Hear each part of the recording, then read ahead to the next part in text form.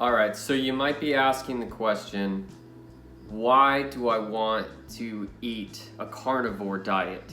A diet of only meat, no vegetables, no plant material. Why would I want to do that? And the only reason why you'd be watching this is one, out of pure, complete curiosity. And for another, you might have looked up the word carnivore because it seems enticing to you. And I'll tell you why I started eating this way. And it's because I've known for a while that elimination diets are extremely helpful to people who have certain symptoms. And, I've been on this health journey for a few years now. And the problem is, though I've gotten down, like, weight was never really an issue to me, but I did have some extra weight. Like, I had a double chin, and I had a little bit of a belly. I noticed that my button's undone.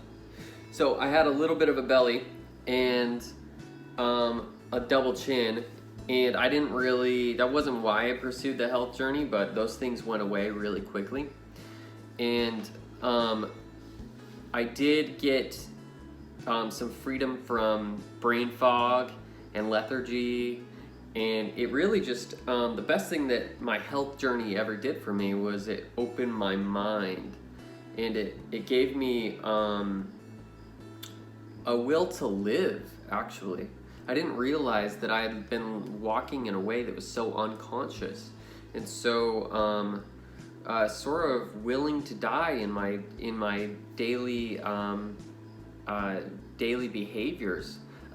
Drinking a little bit of alcohol, smoking cigarettes off and on, having my cell phone in my pocket, sitting down for a huge amount of the day, avoiding sunlight, breathing in toxic chemicals, all of these things that you kind of know aren't really good for you, but you don't really care.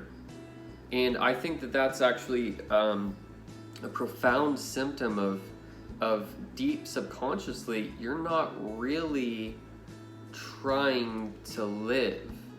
And I don't mean that necessarily only in the drastic way, but minute by minute, day by day, you're sort of neglecting the things that could enrich your life and help you live a little bit longer. So back to the question of why would I eat this carnivore diet of only eggs and beef and fish and pork and these kinds of things that are otherwise seen as a sort of dirty food, or a guilty pleasure almost. It's funny. I mean, I've loved meat, and I never went vegetarian, never went vegan. But as I ate meat, I'd always heard just eat a little bit, just like 50, 60 grams of protein, a few ounces of meat per day. And so it's always kind of stuck with me even when I was on the keto diet that how do I get this much fat in me without going over my protein? And so it was a whole paradigm shift of hearing these people who are healing from major illnesses just by eating meat. Now, the qualities and properties of meat itself are huge. If you're familiar with Chinese philosophy of the Taoist three-treasure system, Jing, carnivore diet is really a Jing boosting diet. It's something that gives you virility and power and sexual longevity and is associated with being that brawn, strong, sexually active, those kinds of things. That I had heard about, and I definitely wanted to explore that as a pursuit of wanting to be all that I can be, step up in my life and be the hero and be the man that the people in my life need me to be.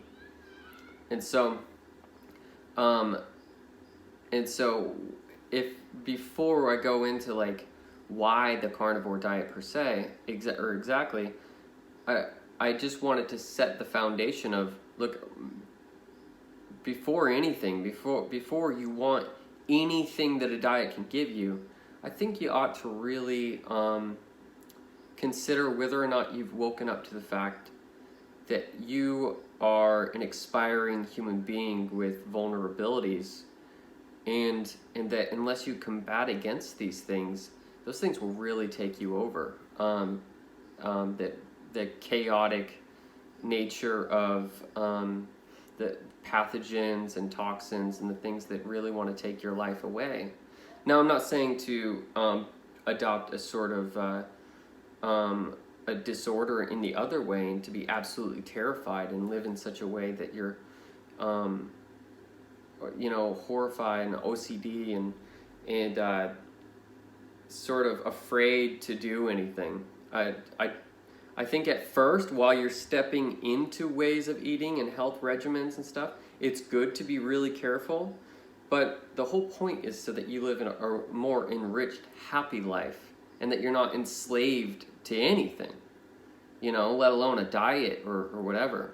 And so I've gone on rigid diets, but then I've become too rigid and I fall off the wagon and go the other way.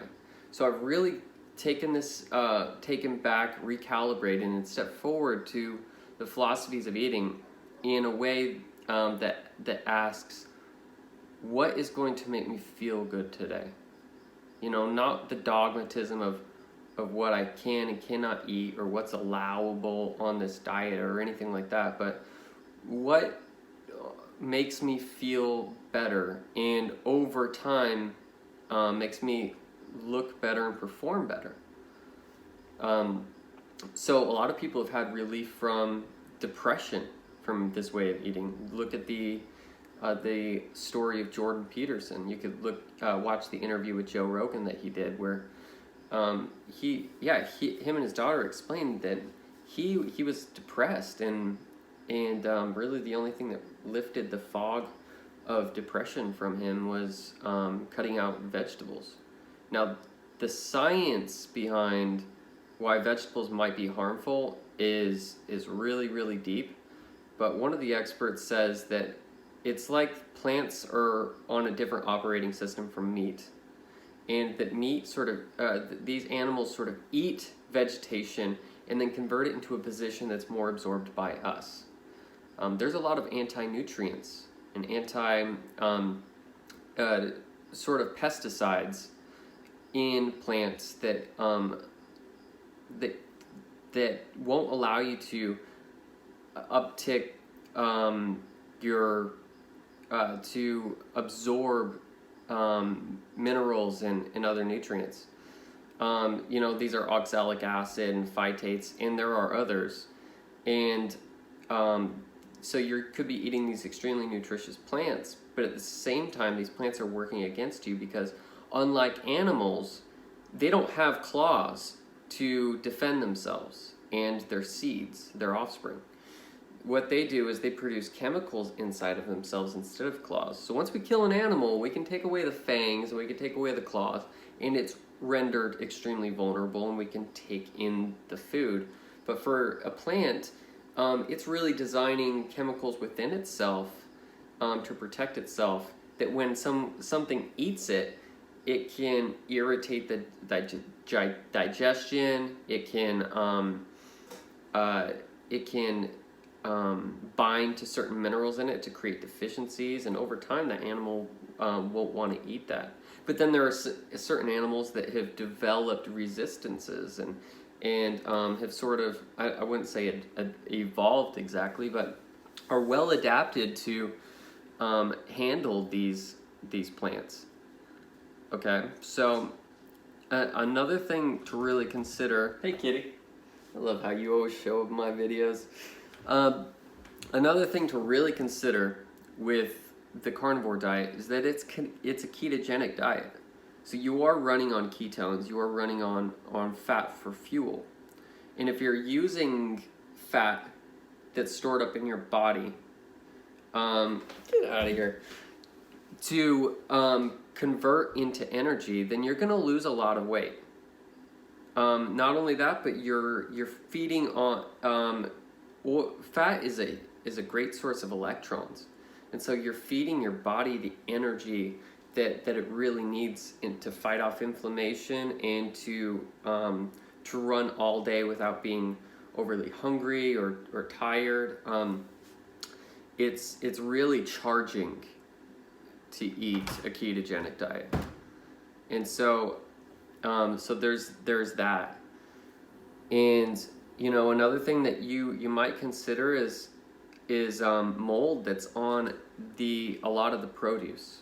A lot of us, if not all of us in a smaller way, have a huge problem with mold, and that when we ingest it or smell it, breathe it, we have a toxic allergy to it. And so it might not seem like it's bothering you, but over time it could really hurt you. Now, I'll stop proselytizing, because that's not really my thing. I'm not trying to make this video so that more people will become carnivore. I've just adopted the diet a few weeks ago. If anybody's interested, wants to hear more about it, I want to make more videos that help people ease the learning curve that goes along with changing so drastically your way of eating.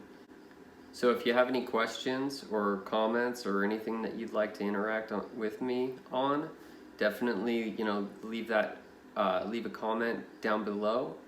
Like or subscribe, it helps my channel. And if you want to talk with me one-on-one, you can email me at joshuashaneholm@gmail.com. Take care.